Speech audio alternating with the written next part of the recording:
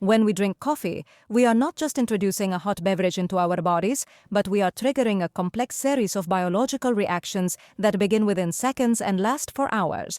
Coffee is not just a morning habit, but an active substance that affects the brain, nervous system, heart, muscles, and digestive system, temporarily changing the way the entire body functions. With the first sip, coffee moves from the mouth to the esophagus and then reaches the stomach, where some of the caffeine begins to be absorbed directly, while the majority moves to the small intestine.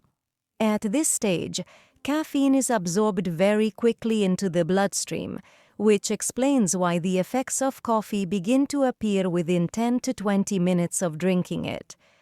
Once caffeine enters the bloodstream, it spreads throughout the body without exception and easily reaches the brain because it can cross the blood-brain barrier. Here, the most noticeable effect begins as caffeine interferes with a chemical in the brain known as adenosine, which is responsible for sending signals of fatigue and drowsiness. When caffeine blocks the action of adenosine, a person feels alert, the desire to sleep decreases, and attention and concentration increase at the same time. Caffeine stimulates the release of alertness hormones like adrenaline, putting the body in a state of readiness and activity similar to a mild emergency state. As a result, the heart rate may slightly increase, blood pressure temporarily rises, and blood flow to the muscles increases, providing a quick sense of energy and vitality. The effect of coffee is not limited to the brain only, but extends to the entire nervous system.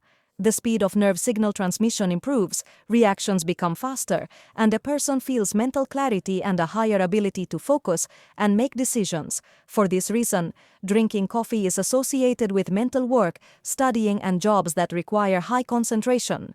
In the muscles, caffeine temporarily reduces the sensation of fatigue, not because it eliminates real exhaustion, but because it tricks the nerve signals associated with it.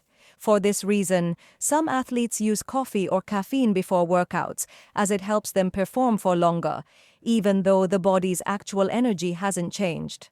As for the digestive system, it is clearly affected by coffee. Coffee stimulates the secretion of stomach acids and increases bowel movement, which is why some people feel the need to use the bathroom after drinking it.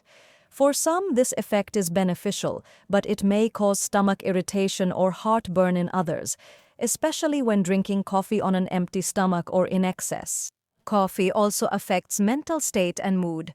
In moderate doses, it may improve mood and reduce feelings of mild depression, but in high doses, it can lead to anxiety, tension, nervousness, and hand tremors as the nervous system becomes overly alert. Over time, caffeine reaches its peak effect in the body. At this point, a person feels the highest level of alertness and energy, but this effect does not last. After several hours, the body begins to break down caffeine in the liver, and its level in the blood gradually decreases. As it decreases, adenosine starts to work again. What is known as an energy crash may appear.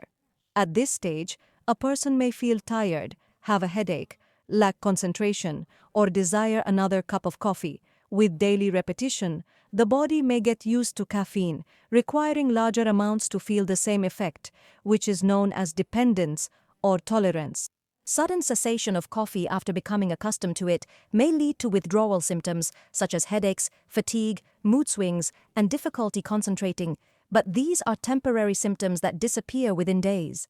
Coffee in itself is not harmful. It also contains antioxidants beneficial to the body, and moderate consumption has been linked to potential health benefits. However, the problem starts with overconsumption or ignoring the body's individual response to it. In the end, coffee is neither an enemy nor a magical drink, but a tool. One cup may help you focus and start your day actively, while excess can turn the benefit into stress on the nerves and body. Listening to your body, knowing the timing of drinking, and moderation in quantity is what determines whether coffee is your friend or a burden.